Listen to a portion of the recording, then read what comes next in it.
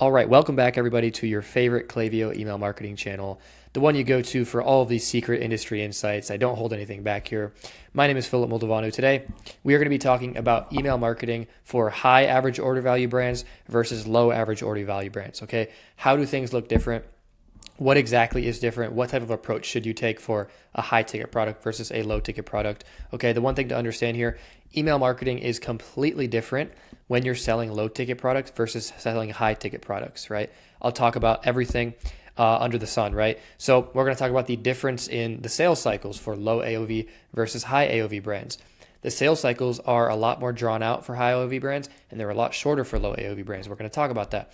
We're going to talk about the actual goal of email for low AOV brands versus high AOV brands, right? The goal and what you should be optimizing for from an email standpoint for a low ticket product versus a high ticket product, totally different. Okay, so we're going to talk about that.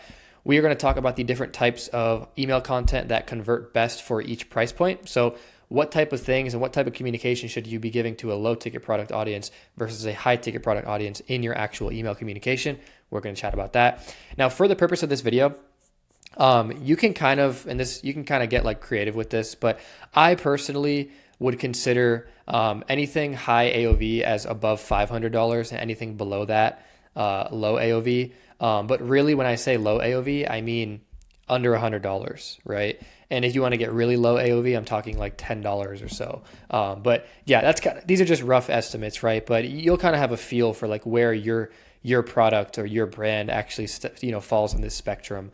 So yeah, that's that. Why should you listen to me? Well, if you're new here, welcome. If you're coming back again, welcome back.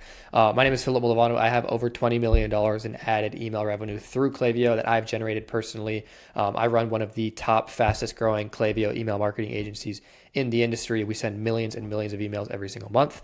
We actively manage over 30 different 6, 7, 8, as well as 9-figure e-commerce brands who are doing over $5 million per month in revenue. And I've added 6 figures to brands' monthly revenues in literally a matter of weeks. Tons of screenshots on that. DM me whatever you want to see. Here's just one of the literal hundreds of screenshots I have. 69, almost 70% of this brand's business coming from Klaviyo, up 400%. This is where you can be if you're doing things properly. Don't let other agencies, don't let other email marketers tell you that 30% is the ceiling, because it's not, okay? We're doing 70% here. So anyways, let's get into it. What are the differences in sales cycle for low AOV versus high AOV? Well, let's get into it. Low AOV, as I mentioned, the sales cycle is a lot shorter. And because it's a lot shorter, the decisions are made much quicker, like literally within minutes/hours, as opposed to days or weeks when you're selling a high ticket product, right? When you're selling a $10, $50, even sometimes a $80 product, like for most people, they're not going to have to sit and really analyze and think about that for a long, drawn out, extended period of time, right? Chances are they're going to purchase that within a few minutes or a few hours if they like what they see and they have the need for it, okay? So that leads me to my next point. Usually, low AOV buys, you can really kind of capitalize on impulse buys, right? So heavy urgency works very, very well in the sales cycle for a low AOV brand. We'll talk about the difference between low AOV and high AOV in terms of urgency, but they work very well for low AOV, okay? And then email sequences, email flows, you can push really for conversion immediately after someone opts in, right? So as soon as someone gives you their info and they opt in using your sign-up form, by the way, I have a whole separate video on sign-up forms. We hit 15% submission rates on the regular. Anyways, I'm getting off topic. As soon as someone signs up, you want to immediately try to capture them and convert them into a paying customer as quickly as humanly possible. Okay, and I'll talk about how we can do that. So that's for low AOV. Now, in terms of high AOV, right? Because these products are expensive, because sometimes they're multiple thousands of dollars, depending on how high AOV you want to get, the sales cycle is a lot more drawn out. Okay, it's a lot longer. It can take sometimes weeks instead of minutes or hours, right? It can take days/weeks, depending on how expensive your product is. And honestly, the higher you go in the ticket price, the longer your sales cycle typically will be. So because of that, your purchase, right, for the shopper, it involves a higher level of perceived risk. It just does. Inherently, it's just more risk for the shopper to drop $5,000, $6,000, $7,000 on a product, even $800, right, $500, depending on what you're selling and who you're selling it to. The perceived risk is a lot more prominent than if you were selling like a $5 fidget spinner, right? And so because of that, we need much more trust, credibility. We need longer, drawn out flows that really nail everything on the head. I'll talk about this in a second, but that's kind of what you want to be thinking about when marketing and doing email and SMS for a high AOV brand. Okay. So again, the buying window for high AOV can be very long. Okay. Depending on what you're selling, it can be weeks long before someone feels comfortable enough to purchase from you after the first time they've ever seen you. Okay. Email is a great way to speed that up, which I'll talk about. Your email flows need to be educational, right? They need to kind of be leading up to this educational material. You want to be showing product details. You want to be showing reviews, guarantees if you have any, comparisons, if you have warranty on your products, like all of that stuff. You want to pull out all of the stops here, and you want to present this to the shopper. And the one thing to note here, we are not aggressively just throwing discounts at these people, right? We're not just trying to get them to convert quick and just throwing all of our firepower at them in terms of like 10% off, 20% off, 24 hours up for you to buy. Like that's what you want to do with a low AOV brand to get these people in.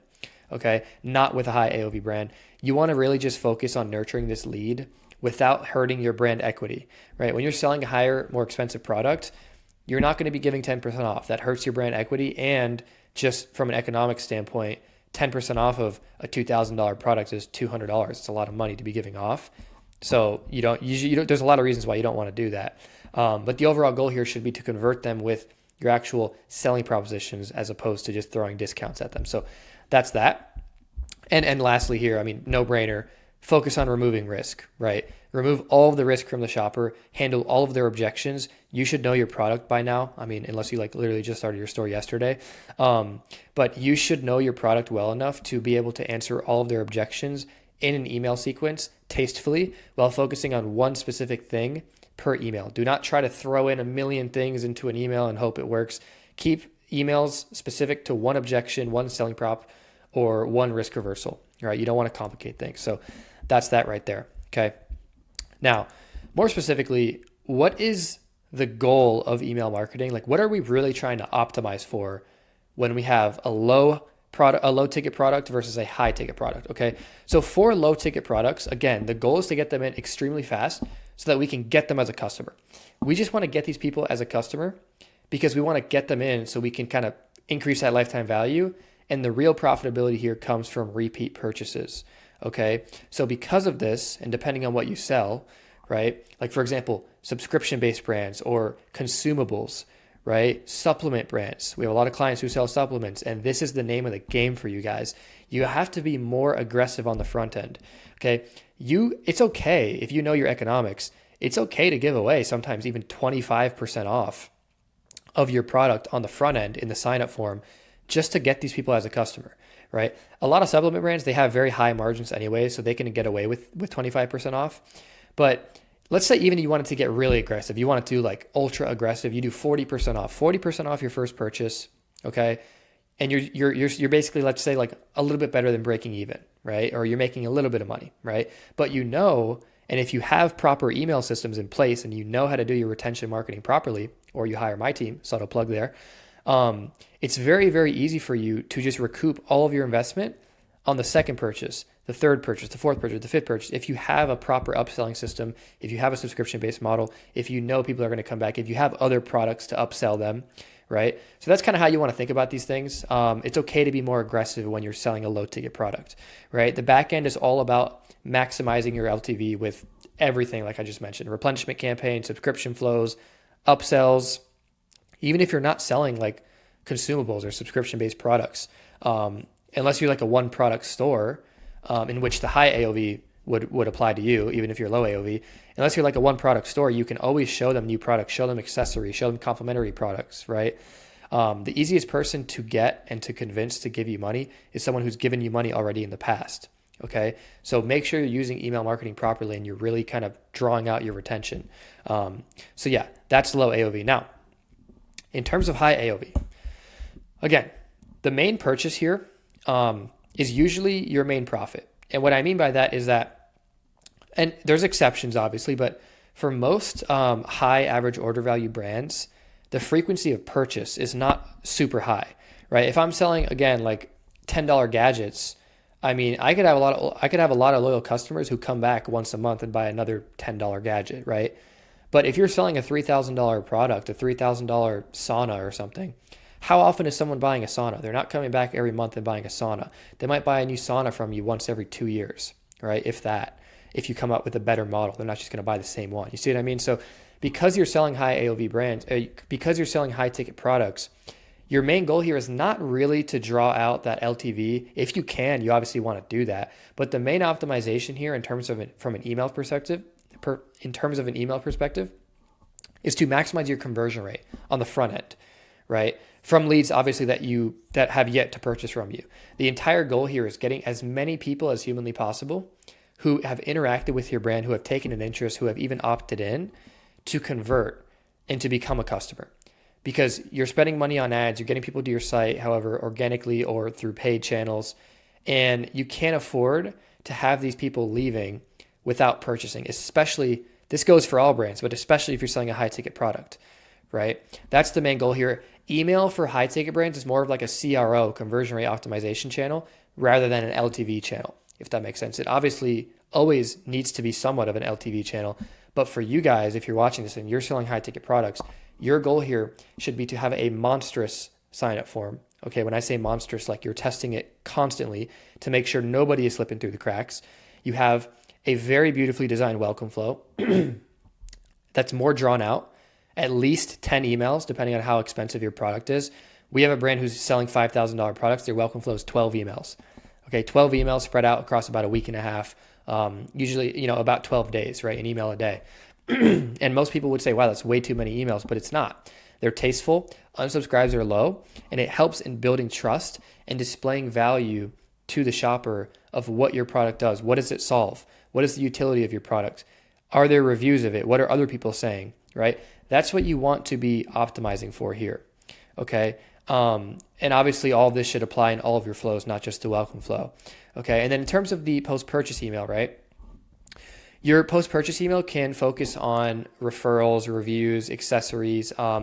Again, every store is different. This is kind of just like a general low ticket versus high ticket email marketing video. I can get much more in depth on like frequency of purchase, all that stuff when it comes to the different nuances. So let me know in the comments if you want to see that.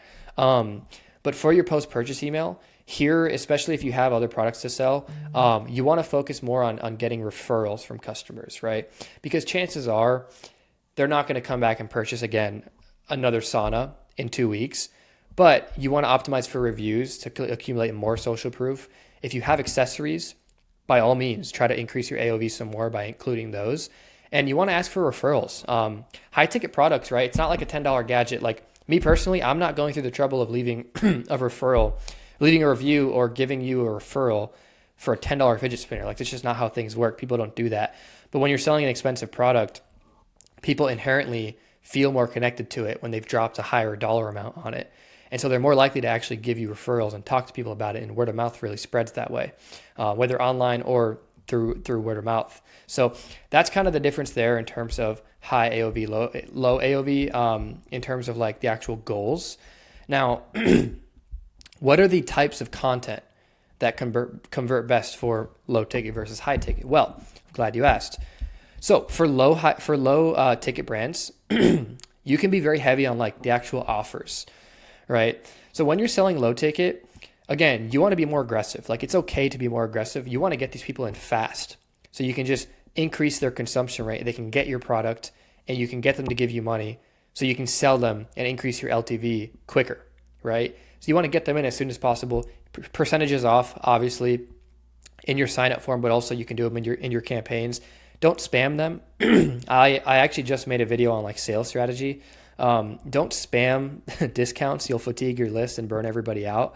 And people will just respect you less as a brand. But still, you can use percentages off in the flows and in the campaign strategically. Buy one, get one offers. These are great if you don't want to constantly give discounts and incentives. Discounts like percentage discounts, you can do buy one, get one offs, and bundles, right? So just basically the moral of the story here, pulling out all the stops to get people to purchase with you quicker, right, is the overall goal there. You can utilize a lot of urgency. So things like ends tonight, last chance, 24 hours left, that type of thing works really well for low ticket. Little side note here, if you're using like a discount code in your welcome email and it says like welcome 10 or welcome 15, delete that. Don't use generic codes. Use a static code. So still a static code. It's not like a dynamic code, but name it something random like welcome XJQ57, right? It's still static. It's the same for everybody. But in the shopper's mind, they're going to see that and they're going to think and they're going to believe you when you say, hey, this offer ends tonight and your code's expiring, right? They're going to take you a lot more seriously because they think your code was generated just for them. When your code is welcome 10, they're going to call your bluff. They know that your offer is not going anywhere. Okay. So if you're selling a low ticket product and you're using a code like that, switch that out ASAP. That helps with the conversion rate. So that's really big on urgency for these low ticket products. I'm normally not a fan of this for high ticket, obviously, which is why I didn't include it there, but you can really gamify your promos. You can do spin to win pop-up forms. I very rarely see these perform better than mystery discounts. If I'm setting up a sign-up form for a low-ticket brand, I almost always, my first bet is a mystery discount with a preference question. And if you don't know what that means, again, literally like 4 or 5 days ago, I posted an entire video on sign-up forms, and I talk about that in the offer section. But yeah, I typically don't see spin to wins do better than mystery discounts. I included it though because some brands, they do. Every brand is different. That's why you need to be testing things. Now that I think about it, I'm going to make an entire video on just testing because it's just too important. And also just enter to win raffles is another way you can kind of like gamify it. Because for some brands, not to turn this into a pop-up video, but for some brands, the discounts actually don't perform better than gamifying it in some way. So that's what you want to be thinking about there for low ticket. And for low ticket, because again, the sales cycle is not as intensive, people don't need to see as much of you. You can really focus on more of these incentives and deals rather than highlights and, social proof and all that stuff. Like, of course, you still want to have it, but I'm saying it's not as big of a focus, right? You still always want to be showing benefits of the product, but the overall goal is really just to get these people in quick, okay? So that's for low AOV.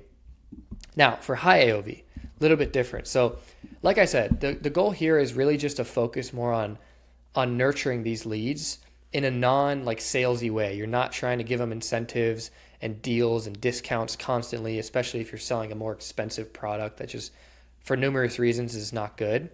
You want to educate them on the brand, build trust with them, and nurture them slowly into becoming that customer. And it's okay if it takes 2-3 weeks. Your welcome flow is going to be more drawn out anyways. It's okay. That's totally normal.